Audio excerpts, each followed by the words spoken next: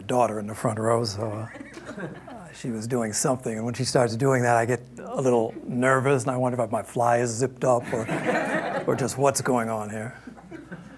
But anyway, very, very good to be here. I have to do this. My daughter's rarely here. So from time to time, in the old days, it used to be she would ask me specifically, please, Dad, don't say anything about me when you get up there.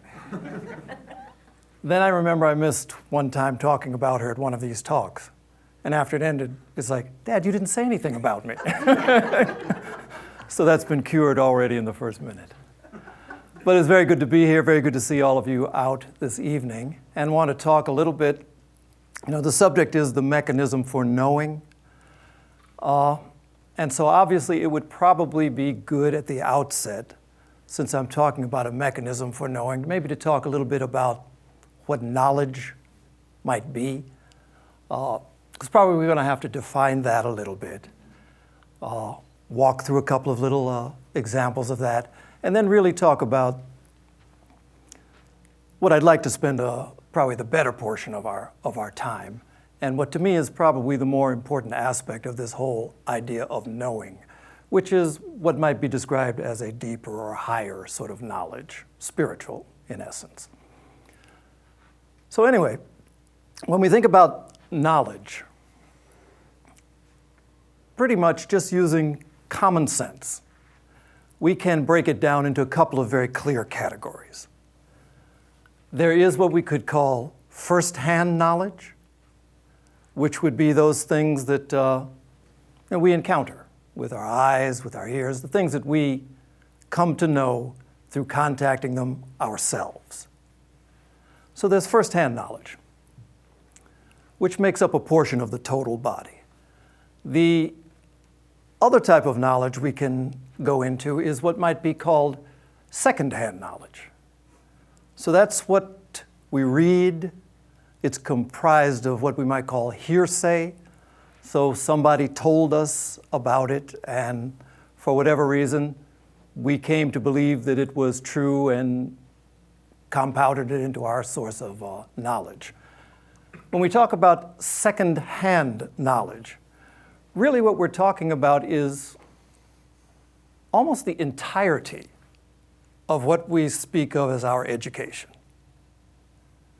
When you take out of what you and I probably experienced in high school, in college, in graduate school, when you take out of that your experience in sports or your experience in the arts with music or drama, what remains is what pretty much was told to us or which we read, and which, if you did well in school, it was a result of your being able to repeat it back in some form or another. So the vast majority of what we would categorize as knowledge to us is pretty much secondhand. And there's a whole lot of different categories. Scientific knowledge, which tends to be the preeminent sort of knowledge of the day, is something that is measurable, observable, repeatable. But in all honesty, I do believe that the earth goes around the sun. To me, that would be one of my particular things I would say I know. But if you were to ask me how and why, it would probably come down to that somebody with more degrees than I have told me that it is true and showed me why, and I became a believer. Because I definitely haven't done the experiments to advance those sorts of things. And there's a whole range of things that fit into that exact same category. And there's nothing wrong with any of that. You think about it, when you talk about knowledge, Plato had this way of categorizing what, in fact, we can call knowledge. And he said that even that's very fluid. But it had to have three things. It had to be justifiable, it had to be true, and it had to be believed. So, somebody tells me the earth goes around the sun. They show me why, they can justify it. It becomes something I can accept as true, I believe it. It's knowledge now. And those are the categories. But you can see how fluid this can become. So that there are a whole range of things that once were the knowledge of the day. I can remember seeing commercials with doctors in white robes smoking cigarettes and telling you quite clearly about the medical health benefits of this good tar stick that he had in his hand. And that was the knowledge of that particular time. It all will change, ultimately. Sometimes I think about the things that we have accepted as true. And you go back to when you're a little kid even. Adults don't particularly believe in the fairy tales that we read to children at night. They're wonderful stories, and they provoke the imagination. They do all those kinds of wonderful things. But probably there comes a point in most adults' life when Santa Claus, the Tooth Fairy, all those wonderful sorts of things that we promote in the minds of our kids, we don't believe in so much. But kids do for some reason. In fact, once again, I have a member of my family who took a long time to let go of that Santa Claus thing. We had to kind of progressively wean her from it because, each year as you start to approach the teenage years, you started to notice on Christmas time that more of the gifts were coming from mom and dad and less from Santa. And so by this gradual process, she was able to let go of Santa. But it was a wonderful story and a wonderful idea up until that time. And I think in some measure, it's not because kids are gullible. I think in part it's because children have generally been in this world for a short time. And the world that they inhabited immediately prior to being here, I think was one that had, where these sorts of fairy tales not only could make sense, but perhaps might be more of the nature of the reality that they inhabited in the world prior to what we describe as the real world, where we tend to have lost faith in a lot of these sorts of things. Personally, I can remember my own, with the Tooth Fairy. That was one of those things that I really did like, because it was just so magical, where a tooth comes out and you'd wake up and there'd be a quarter under your pillow. I suppose it's $5 now, but back then it was a quarter, and you were so happy to get it. But I can remember there came a stage where I started to doubt. And it wasn't that I didn't like the quarters anymore, but I started to doubt. And being of a scientific bent, I developed an experiment to test it.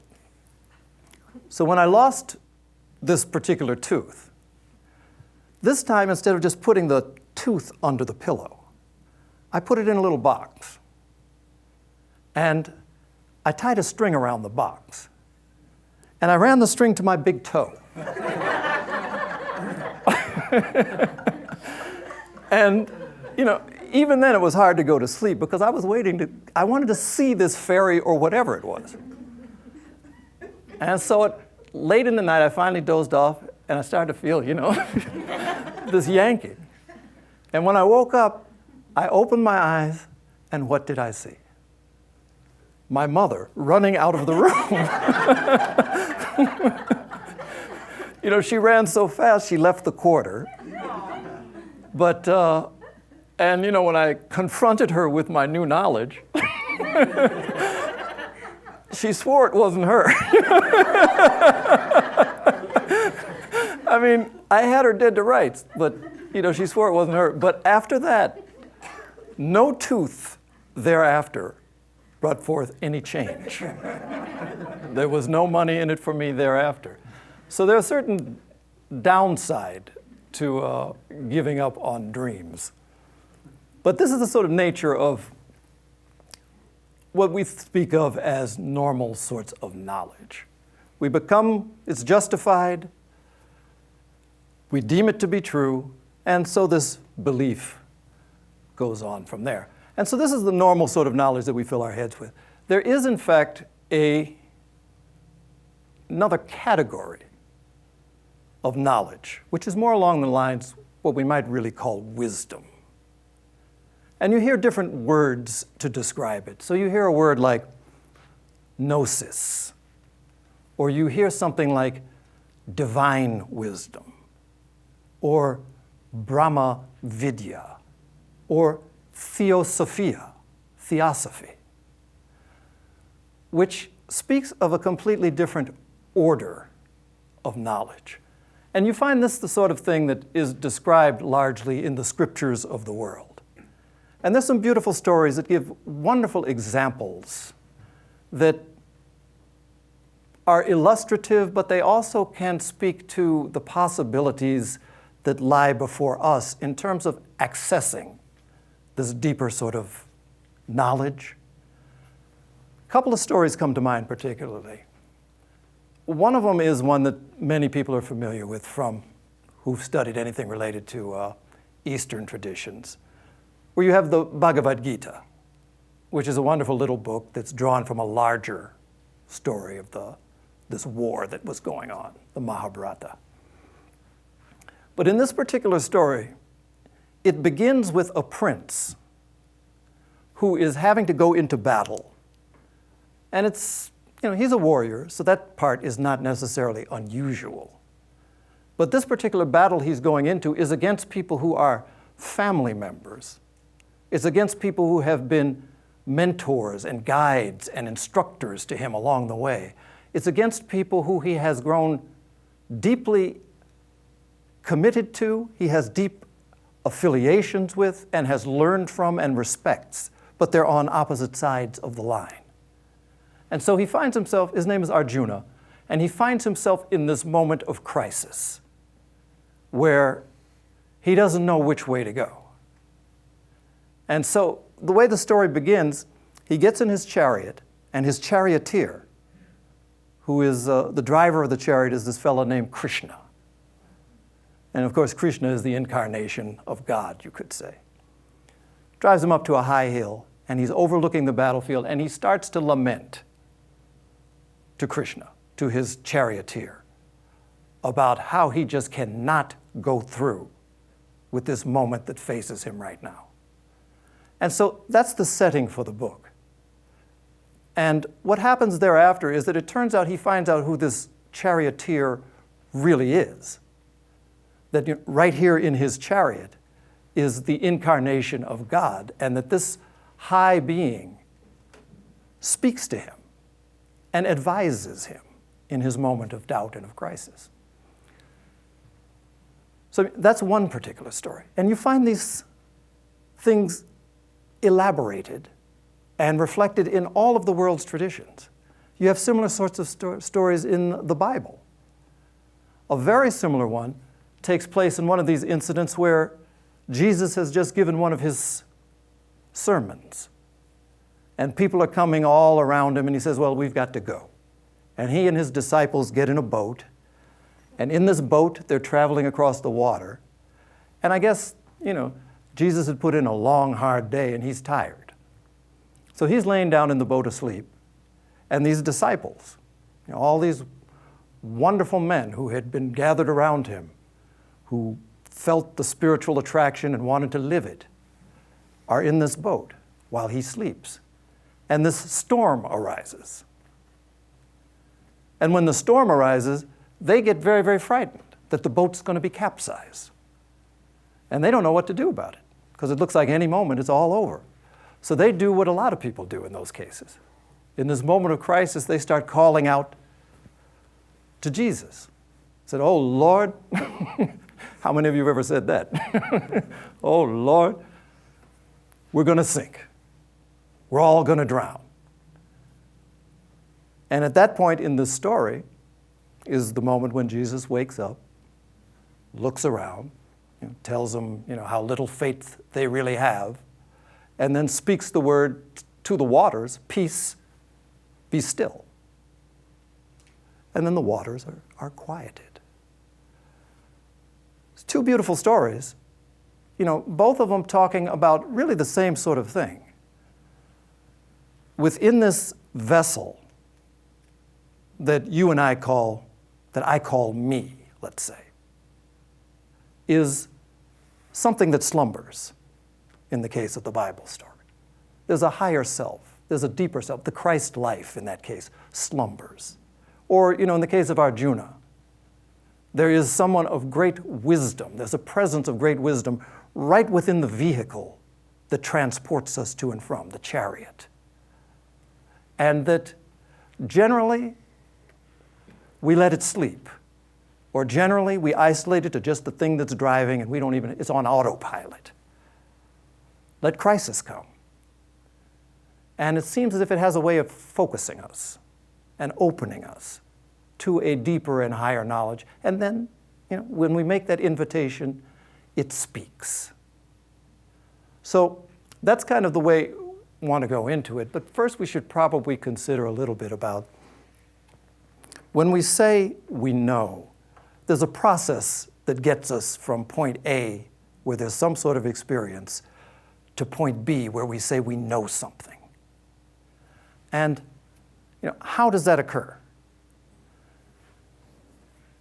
Probably, if you take the theosophical approach to the constitution of the human being, or even the universe, it speaks in terms of 7 different principles that are involved in this thing that we call ourselves, or the universe as a whole. So there are, some people describe it as 7 bodies, but I think that's a clumsy way of expressing it. 7 realms of consciousness, but basically it's something that extends from the highest spirit right down to this point where we find ourselves in a material body. So there are these 7 gradations you could speak of. And so even if we were just to analyze it from the point of view of what happens in terms of this physical body, how do I come to know the world around me? There's a process. And in Vedanta, or in one of the approaches to Indian spirituality, it's said that there are organs of knowledge. The term for it is jnanendriyas. Jnana being knowledge and the driya being the organ. But there are these organs of knowledge, which are 5 in number, which really correspond to our 5 senses. So in that particular tradition, you would have the skin, and sometimes it's represented as the hand. So, there's touch, there's taste, there's smell. So the nose is an organ of knowledge. The tongue is an organ of knowledge. The eyes are organs of knowledge, the ears. So there are these 5 organs of knowledge. And basically, what happens with each and every one of us, when we come in contact with anything through these different organs, what happens within the body is that the message of touch is transmitted. And it goes through the nervous system, basically. So it goes through the nervous system and then to the brain. So when we see something, it passes through the nerves to the brain. Touch, taste, smell, all of that. It's this passage of information that occurs actually in electrical impulses. It's not like if I see something, a little image runs through my head and then up to my brain. There's no such thing. It's electrical pulses that then become interpreted.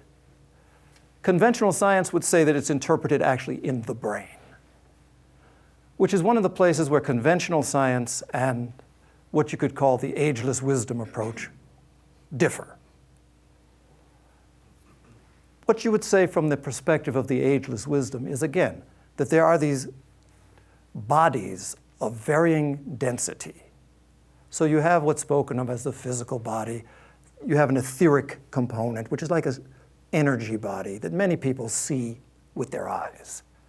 I mean, often it's the case where people can look at someone And you'll see like a little grayish or whitish band that extends maybe 3 inches around someone's body. Very, very common. Nobody is clairvoyant to be able to see that. It's a common thing that many people see. Beyond that, there's spoken of what's the astral body, which is the body that is really the body of the emotions. And then, of course, you have levels of mind and thought. But what happens is that these electrical impulses pass through the physical body and then are transformed at the level of this astral body through organs of sense that are there. And so at that point is when they become actual sensations. So we become aware of the sensation of touch, and it's reported back through the mind, through the brain, through the nervous system. So then you become aware of a touch, a taste. And so what happens is this. We come to know the things around us through these organs of knowledge. So the sensations themselves are basically neutral. I mean, there's touch, there's taste, there's sight. But we start to find that there are touches that you like and touches that you don't. So if I touch something that's hot, that becomes a sensation of pain. If I touch something that is, just that right temperature, then that becomes something that's a pleasurable sort of sensation. So there's this process that starts to set into place. What starts off as neutral, mere sensation, starts to take on a different quality where it becomes not just a feeling, but it becomes a feeling that I like. Or it becomes a feeling that I don't like. And that too is relatively neutral. But then there's another step that takes place, which changes this whole process into something completely different, which is at the point where we have established those things that we like and those things that we do not like, the next step that happens is that the thought process becomes involved. So up until now, it's just been sensation, feelings. But now, once the thought process gets involved, all of this whole sequence of events becomes transformed into something new. And then it becomes what we call a desire. So now, there are things that I don't just feel neutrally. Now it's things that I want. And they fall into two categories. Either I want to have it, or I want to push it away from me. And then there's this whole neutral field where I don't even care. And that applies to things. So we have foods that we want. And I'll eat a bunch of that ice cream. But don't give me that spinach. And so this process sets up. And it gets to the point that it changes everything for us. Because at this point, things start to have value based upon the relationship to our desires. So people have value to the extent that I like them, or that they are useful to me. Organizations. I like this Theosophical Society because on a cold day they got a warm room. Or I like it because when I come here, I feel better. Or I don't like it because that fellow who spoke the last time didn't speak in the way that I agree with. And so I don't like it. But there's this, you see the range. There's this whole process that begins, that colors the entire world. And so what you have at this very early stage is that we begin to live in a world that becomes driven and defined by desire. Buddha said, the world is on fire. It's inflamed with however many billions of us there are, spreading our sense of desire and want and aversion and all of the things that flow from that. So really, when you look at the world, I mean, you can look at tonight's news, which I don't even know what was in tonight's news. I happened to be in Starbucks yesterday, and you look at the front page of the newspaper, and I looked, and it's Dennis Rodman. I don't even know if any of you remember him. He was played on the Chicago Bulls back when they were before this year, when there'll be championships again, but back in the old days. And front page news, what he owes a past wife for child support. And, people are paying 75 cents to buy that. But when you look at any news story, pretty much you can define it in terms of its expression of the desire nature. Its expression of this mind that is engaged in the pursuit of sensations and feelings and emotions. It defines the world. So, why is it that we want a cure for cancer? Because it's something we like and it's something we think we need. Why is it that we're out here in the search? Why does Match.com thrive? We want suitable mates and are looking for places to find them. Why is that gym that I go to in the morning with Harry full of people running around in these little tight suits, sweating? Because people want to feel better about themselves. It's this whole realm of desire. Blavatsky, H.P. Blavatsky, who was one of the founders of the Theosophical Society and very wise, someone asked her at one point, what is the world? How would you define the world?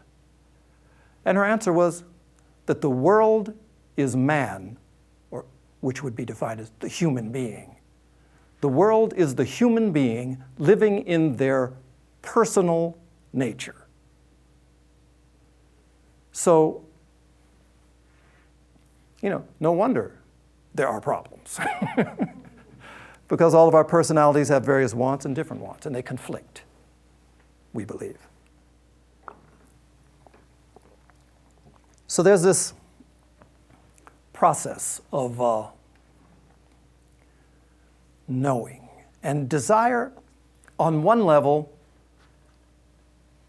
you could say it's maybe not such a good thing, but actually it's a wonderful thing, in the sense that it's desire that really drives us to want to know.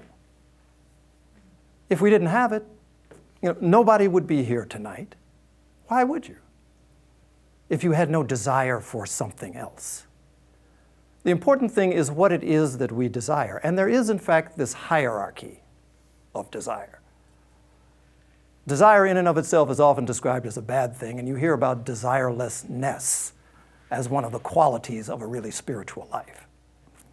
And that's something that needs a lot more definition than the word provides for.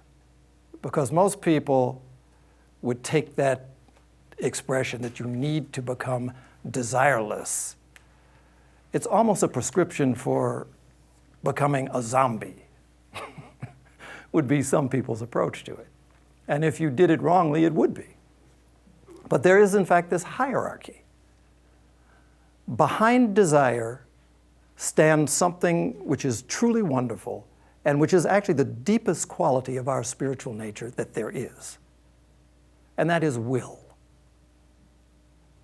Will, which is sort of a purified desire.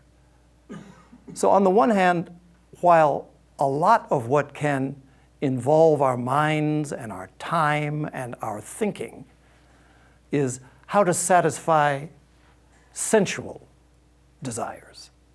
How to get the food I want, how to get all the things that I want that are of a sensual nature. That's one level. Beyond that, it's quite natural also for us to desire those things that are going to bring happiness, well-being to my family, to my friends. So your circle has expanded. So the will that's expressed through desire grows in that case. Beyond that, for my community, I desire that which will bring good to the people of this community and to this nation. And that community can be enlarged to include the globe. So that is a nature of desire as well. So, it's not a bad thing. And then, of course, you could say at the peak, the pinnacle of all these sorts of desires might be described as something like, it is in fact my desire that, in the expression from the Bible, that thy will be done. And in fact, there's a fellow, Larry Dawsey. He's done a lot of work with healing. He's a doctor. He did a lot of work actually with Dora Kuntz, who was a past president of the Theosophical Society. But one of the experiments he did was this thing with healing at a distance. And so he did these double-blind sorts of experiments where he tried to see what form of prayer was the most effective. They found that people at a distance who prayed for someone who was sick, there was an effect that was measurable. I forget the means, but it was something that was physically measurable. But then they wanted to determine what form of prayer might be the best. So they had people that were praying for someone where, I pray that his kidney be restored. Or I pray that his liver be, or his heart, whatever the condition might be.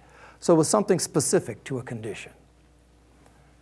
And then they had another group of people who were praying that with the health of this person, I pray that the will of the highest, not mine, but the will of the highest be done in and through this person. Which sounds like it might be a little bit nonspecific. But in these sorts of tests, they found that the sorts of things that they were measuring were enhanced with that type of prayer.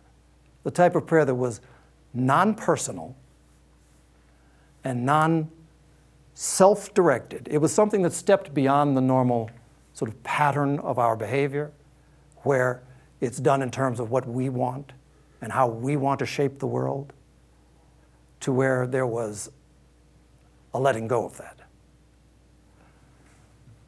So there's this way of approaching that particular subject. So you have this kind of condition, we could say, where we find our various bodies, our emotional body, the thoughts that fill our minds, are of a certain character. We become habituated to the foods that we eat, whether it's foods that we feed our bodies, or whether we're talking about the sort of emotions that we allow to wreak havoc in our emotional field, or whether we're talking about the thoughts that run uncontrolled in our minds. Our bodies are composed of a certain type of material. And so when you start asking yourself, first you have to see that there is this kind of condition. And then you ask yourself, what can I do about it? And the approach to it is actually relatively simple. It's something that, again, is quite familiar, responds to common sense, isn't mystical to the point of needing some particular type of guru or book to tell you how to do it. There's an expression that came into the popular vocabulary maybe 50, 60 years ago. You are what you eat. It got to be very popular in the health field because it says something that, you hear that and you kind of nod your head. That makes sense. The idea was, there was a film that was made sort of like this, which was about McDonald's Super Size Me. where a guy decided he's going to spend a year only eating McDonald's. And of course, he got extremely overweight.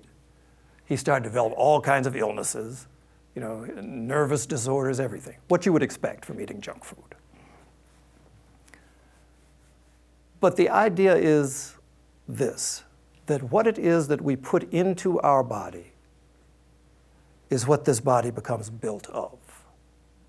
So if we put in the physical body foods that are, chemicalized, or foods that are of low quality, or foods that are overly processed, that builds into our bodies, and we have the effects that you would expect, which is various sorts of pains, aches, body is perhaps not so flexible, strength goes down, those kind of things.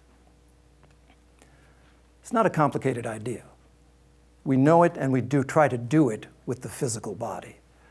But it applies equally to each and every one of our other bodies. So in terms of our emotions,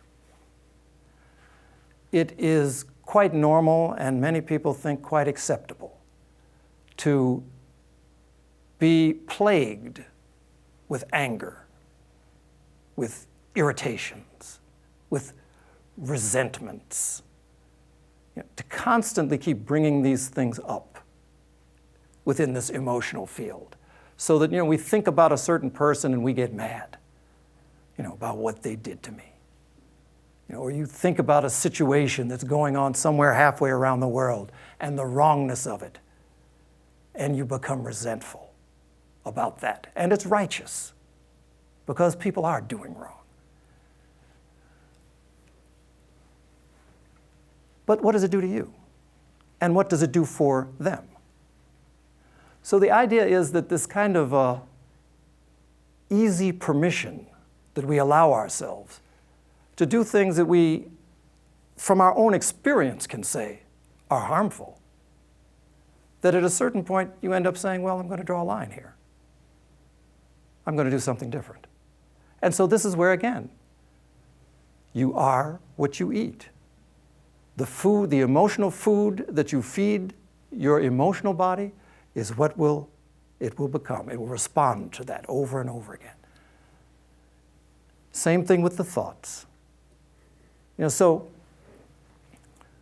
what we're looking for in all of this is not just to be good and not just to be pure, but the process is one that actually expands the range of responsiveness of the various bodies. So when a physical body is healthy, it's flexible, it's strong, it's able to be moved. With the slightest thought, it can move. Moreover, with the physical body, the nervous system in the physical body is probably the most important aspect of it from a spiritual point of view. It's the point of communication, you could say, between the soul and the body. And so those things that expand nerve force are those things that are going to deepen the possibility for our connection with spirit. So we have a body that is capable of response. With an emotional body, you have a body that is capable of responding to what we might call higher emotions: gratitude, love, compassion. All of these sorts of things make it more flexible, more responsive, and the same thing with our thoughts. So when we engage in this kind of process, gradually we start to find that the bodies improve in their sensitivity. And that's a good thing. But probably it's not good enough to have a body that is made up of good materials. I mean, that's good. But you take the example, as I understand it, Stradivarius violin is one of the finest in the world ever made. And it's made of absolutely the finest materials, the finest workmanship. And that's a great thing.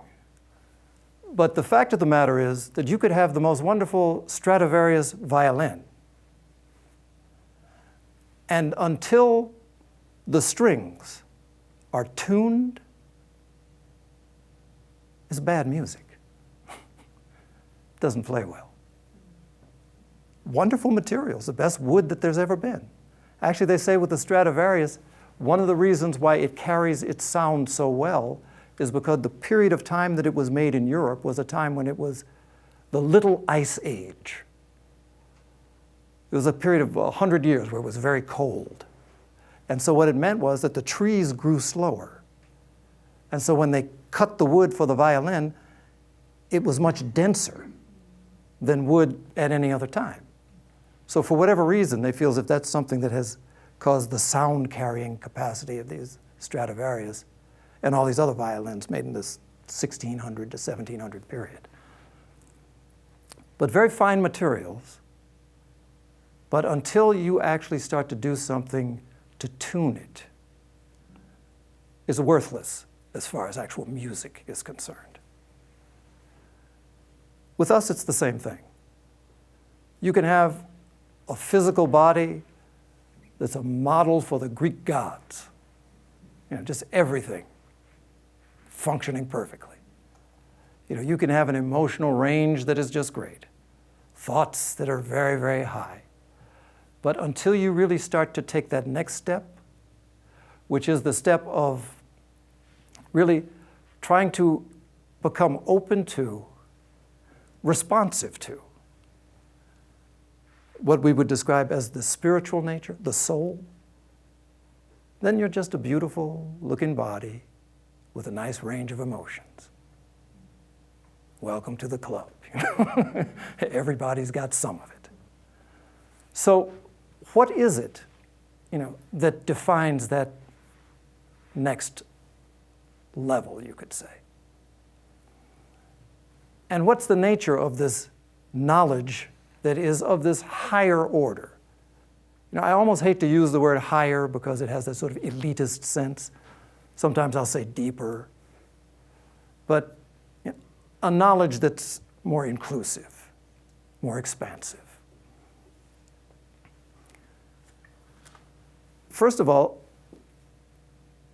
we can think of people that we have either heard of or perhaps even known who have been examples of someone who we can say is in touch with something much deeper.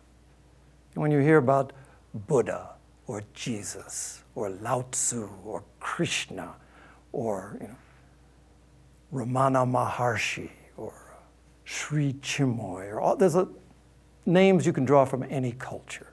Sitting Bull, Crazy Horse, Black Elk, that's all in this country.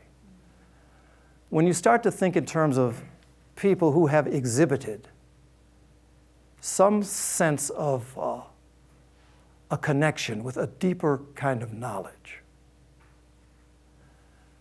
you start to wonder sometimes, is that something that occurred because they're special? And maybe I'm not.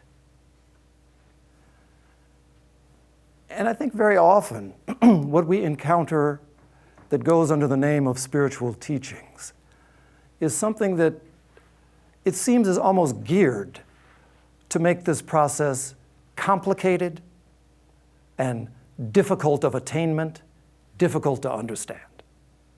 And I think that's kind of the nature of most of what we see as spiritual teachings. Personally, my sense of it is that it is not, in fact, complex. We love complexity, but that doesn't mean that it's complex. I think it's simple. And I think also that it's something that is familiar to everyone here. I mean, the descent of this kind of higher or deeper knowledge is something that everybody here has experience of. And it has come in simple ways that perhaps we don't even regard. I should say, in Indian philosophy, some Indian philosophy, there's the idea that we come in contact with this deeper wisdom every day. But we are not aware of it because it occurs in deep sleep. They identify the states of waking, dreaming, and deep sleep.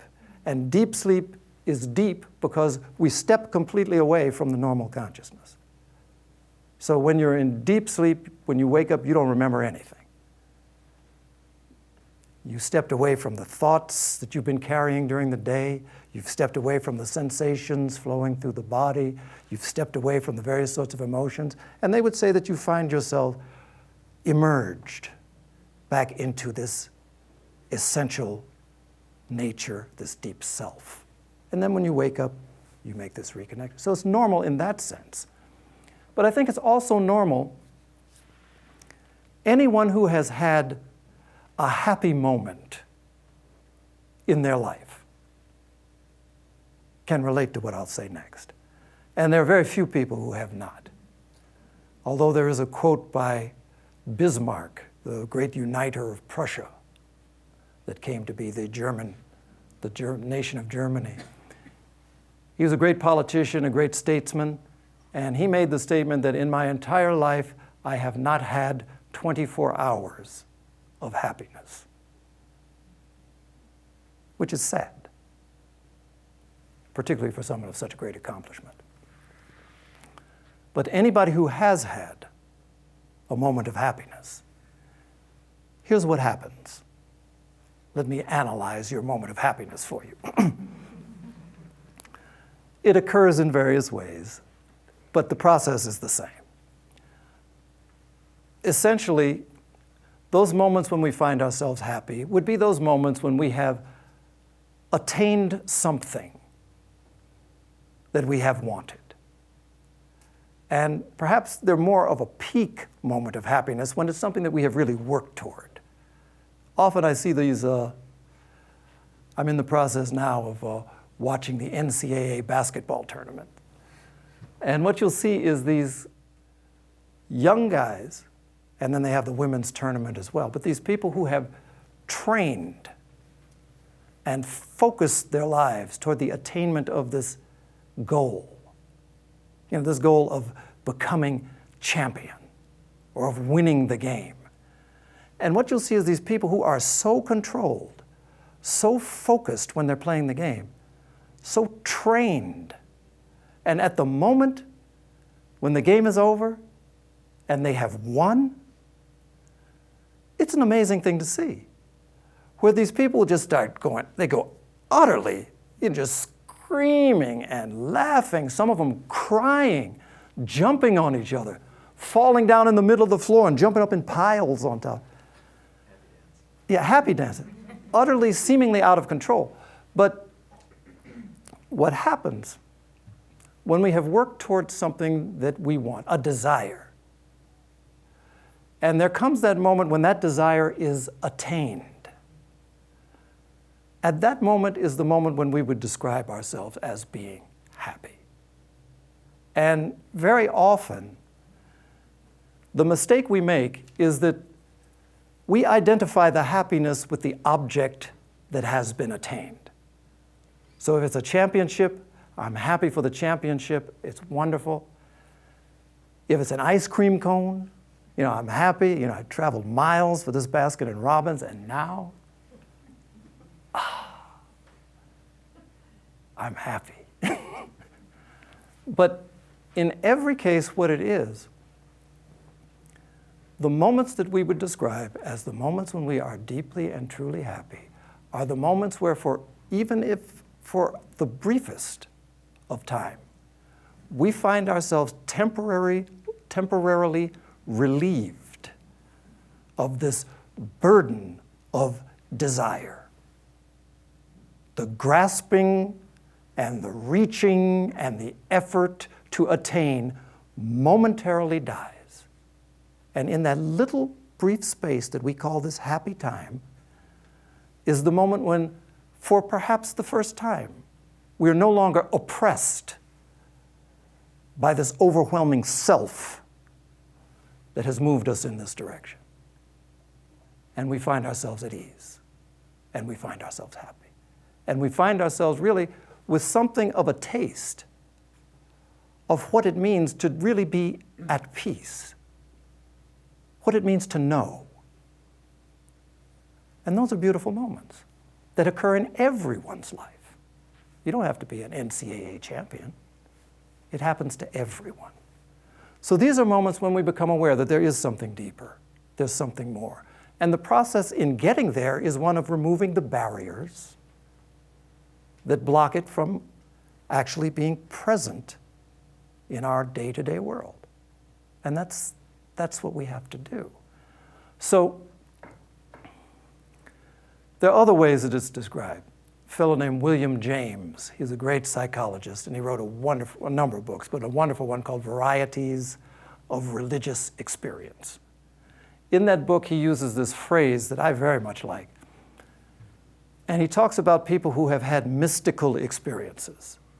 Basically, experiences that came upon them really unsought.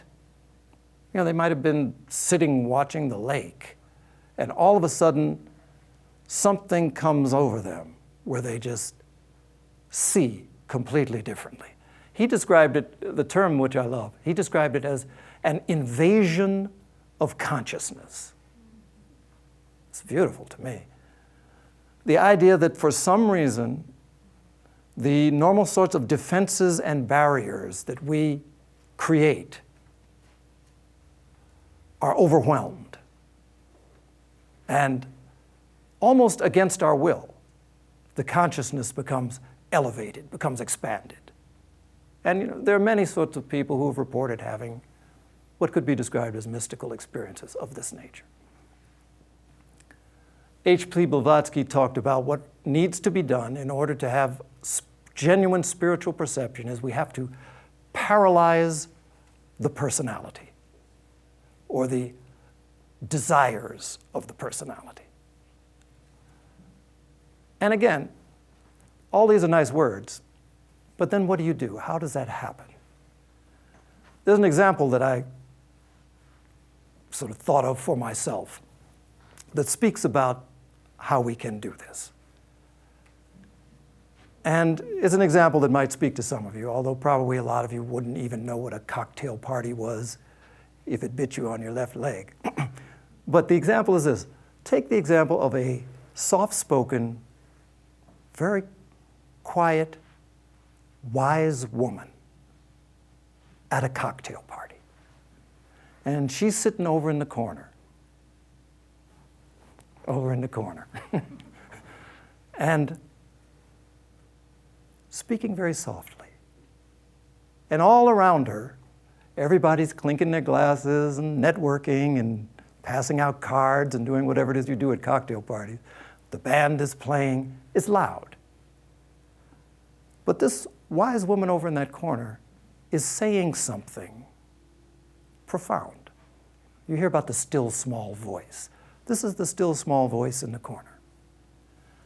And so, you know, we have choices. We can go on clinking the glass, talking to one another. But then, for some people, they are motivated to take a walk over there and to hear what this lady has to say. So they know she's saying something because there are a couple of people who are gathered around her. So, you know, you kind of take your glass and talk to the person next to, and get to where you can kind of listen in. Bring yourself close to this still small voice that's speaking off the beaten track. And so then, as you go there, as you listen, as you hear, then you can come back to the party, you know, talk a little bit more, maybe share a little bit about what you heard, and then go back again. There are people who might never leave her. You know, during the course of this party, they just are going to stay and listen to this wise woman. But the idea is this. I mean, maybe it's a silly example. But the idea is this in terms of a practice. That the idea of practicing spirituality is really no more complicated than the process of bringing ourselves into proximity with this deeper, higher, this still small voice that's constantly speaking, but there's too much noise of emotions, pains in my body, agitated thought for me to hear a word that she's saying. So I might recommend this: a practice and a prayer. So by the way, practice. Simple thing. And actually I had a good friend. He used to do a lot of things out here at the Theosophical Society many years ago. He's gone now. A fellow by the name of Bing Escudero. And he had a way of simplifying things. But he talked about a particular way of practicing. It wasn't unique to him, but I liked his way of expressing it. Because it's something that involves an entire 24-hour period. And it begins with waking up in the morning and taking no more than 15 minutes to do what you might call a meditation practice.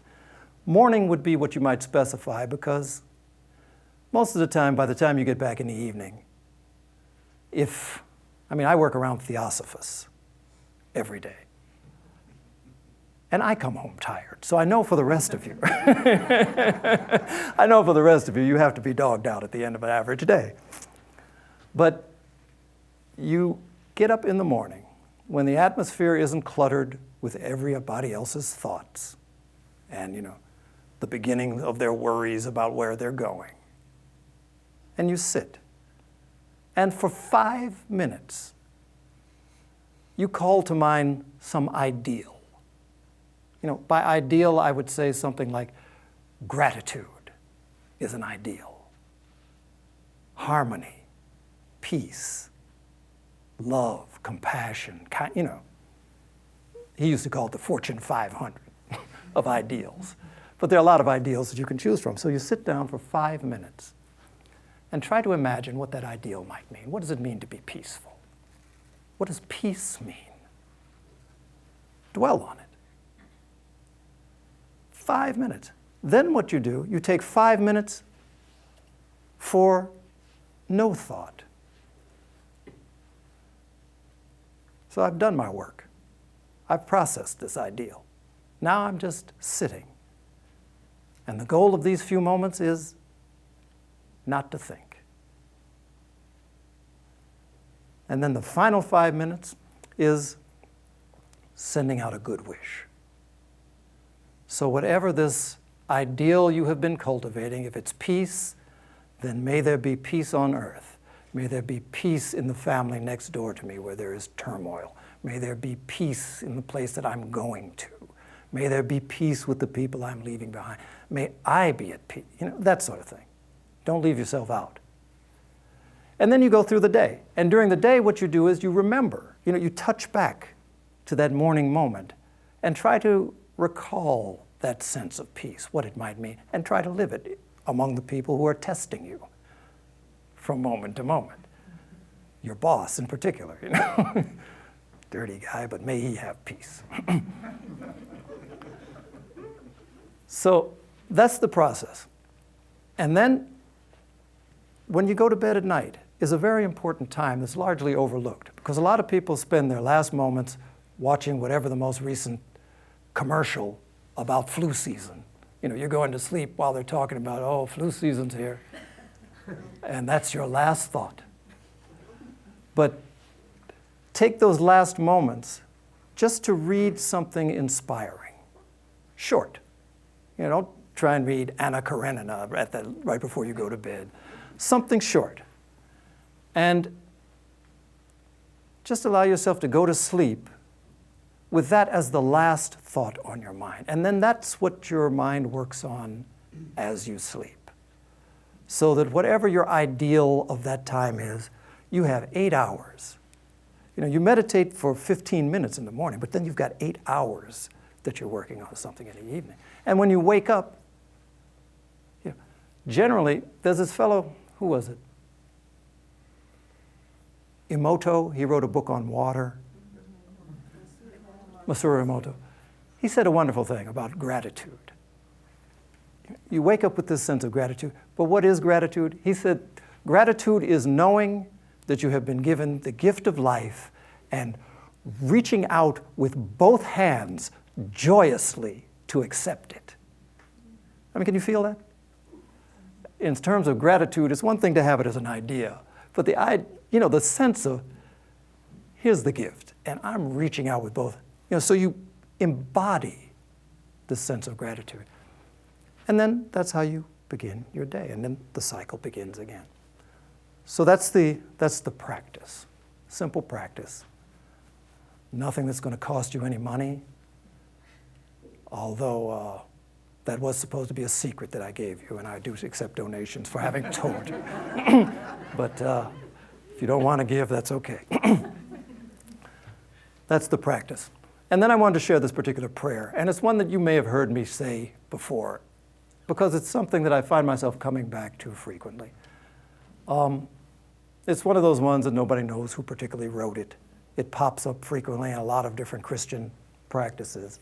I came across it first in a book on mysticism called The Cloud of Unknowing. It's a prayer that introduces this book. And the way it goes is,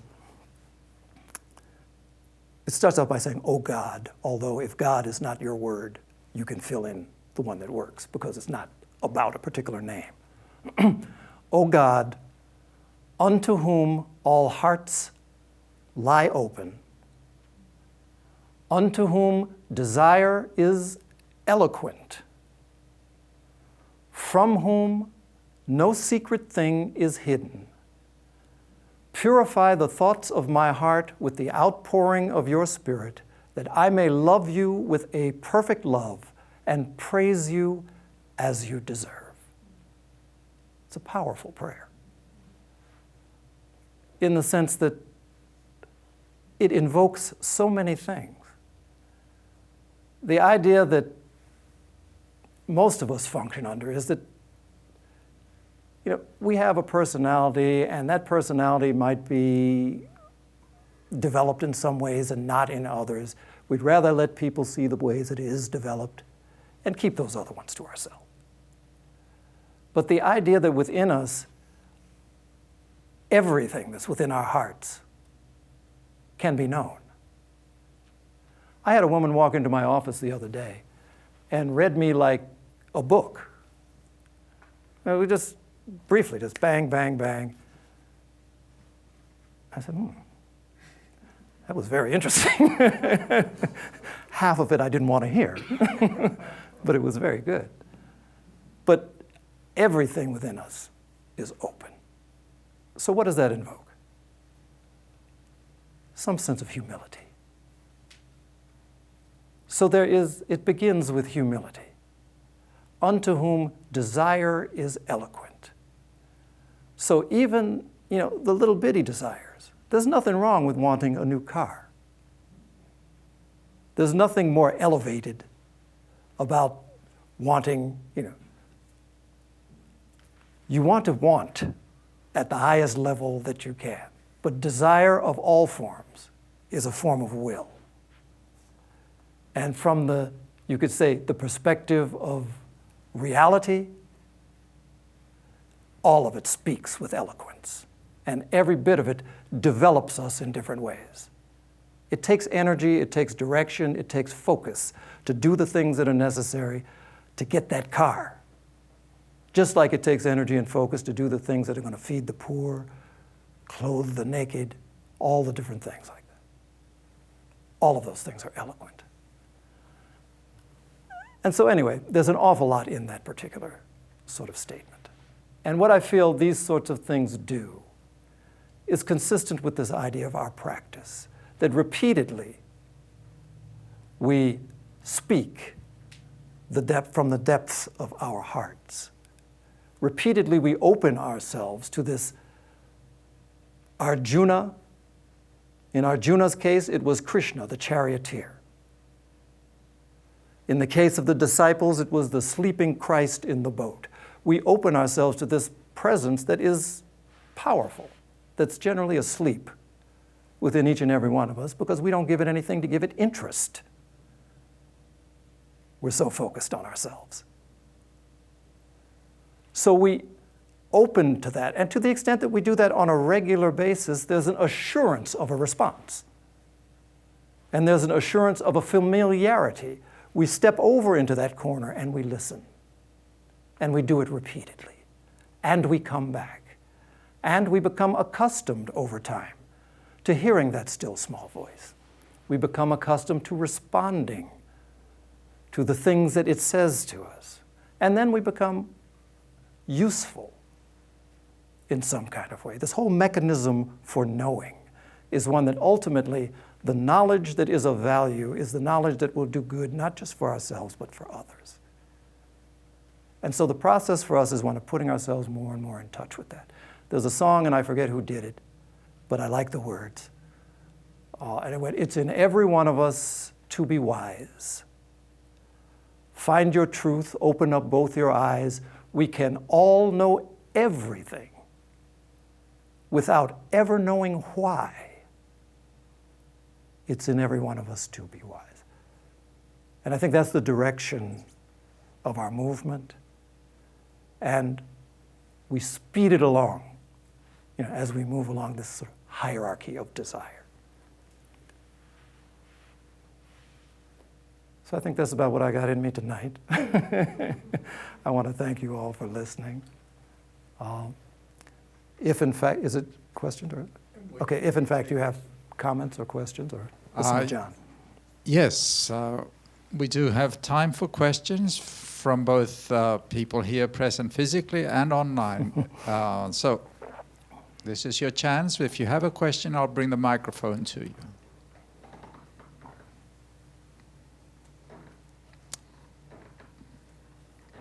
I think they're spellbound. They're listening to me But creak. this one has come out of the spell. Tim, I've got a background of teaching athletics, and you talked about people being special. Mm-hmm. And it's interesting because an athlete, when they first start off, if you can match them up with the gifts they have and the desire, something magical happens, mm-hmm. and they become that special person. Mm-hmm. They don't think they can at the beginning, but when you combine those two things, and the third thing, the Holy Spirit of the special, they become that special person. Yeah. Yeah, I think that's true. You see it a lot in sports. You see it especially. Yeah. And in sports, ties off into life. Yeah. Yeah. Thank you, Augie. I think we have a question from online. Before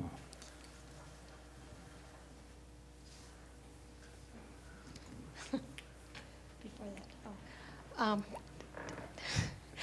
Tim, there was a Hungarian professor at the University of Chicago for several years. Csikszentmihalyi was his name, and he wrote a book about flow, the psychology of the optimal experience, mm-hmm. and that's kind of like the same sort of thing as when your abilities match the challenge, and you have to work really hard, but it's a flow experience, and it could be anything from cooking a meal to a great work of art. Mm-hmm. But it's where you meet the challenge, and it's when you're in the zone, when you're in a race, mm-hmm. and it happens to all of us. Yeah, I think you're right.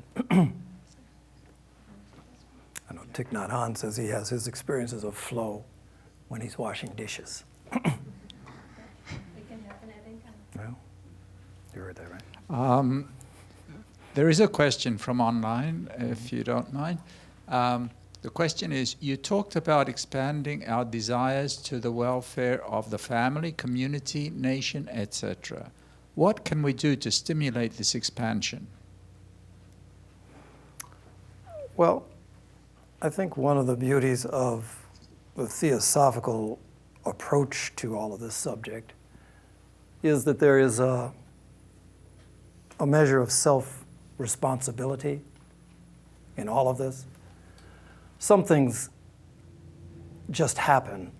I mean, sometimes we find ourselves developed in such a way that certain things are easy for us.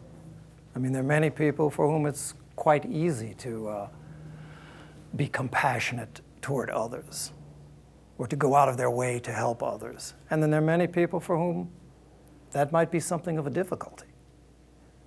And so you end up doing things. Very often you end up acting as if you were compassionate, so that you can kind of get the feeling of what that means, or you act as if you are courageous when really you're quite scared. And that at a certain point it's an act, and it's an act of imagination first. But the fact of the matter is that there is nothing that we would say is now real that was not first imagined. Nothing. From the seats we sit on to the clothes we wear. Everything about us, the real motive power in us is the mind. And to the extent that we're able to direct it with the will, anybody who has engaged in physical exercise, particularly there are people that you see who have not been into that sort of thing, but then decided at some point in life that it's probably better that they do it. And in the beginning, always, it's something that's difficult. You don't want to get up out of bed and go for a walk. When you walk, it hurts. Why should I keep doing it? And then you come back and it keeps hurting. And then you come back and it hurts less. And then you come back and one day, gosh, it didn't hurt at all. Or I really enjoyed this. And then for whatever reason, you can't do it that day and your body's saying, get up and go. I need it. But we're all familiar with how we cultivate these things. This is no different. The body is more obvious. And it's easier to control because it's quite visible. But the mind is the same. So it's all the same sort of application. Would you agree, John? Certainly. He's the boss. But you have the mic. One more question from the internet. Do you think virtue is necessary for spiritual work? And if so, which one would you say is the most useful? Well, if you were close to me, I would say charity. Generosity. No, but there is this sort of division that we make in terms of the virtues. So oftentimes there's what's spoken of in Buddhism as the paramitas, which are the perfections. So you have generosity, patience, perseverance, morality, all of these virtues. And they are depicted and advised to be practiced as if they are in fact separate things. But you take something like love and compassion. Which should I practice first? And then you get to the point of, can you really practice the one without in fact practicing the other? Can you be loving? I mean, can you have the desire that people are happy and free from the shackles that bind them without feeling that you also want them to be free from suffering? So I think it's an artificial division. It's helpful in practice terms because it allows you to kind of narrow in. But pretty much if you pick any one of them and cultivate it earnestly, you'll find that all the others will grow right alongside of it. Yes? I'm just checking in, John. Another question from the audience? Or way back in the way back? I just wanted to ask before you're done, could you repeat that prayer? Okay. O God, unto whom all hearts lie open, unto whom desire is eloquent, from whom no secret thing is hidden, purify the thoughts of my heart with the outpouring of your Spirit, that I may love you with a perfect love and praise you as you deserve.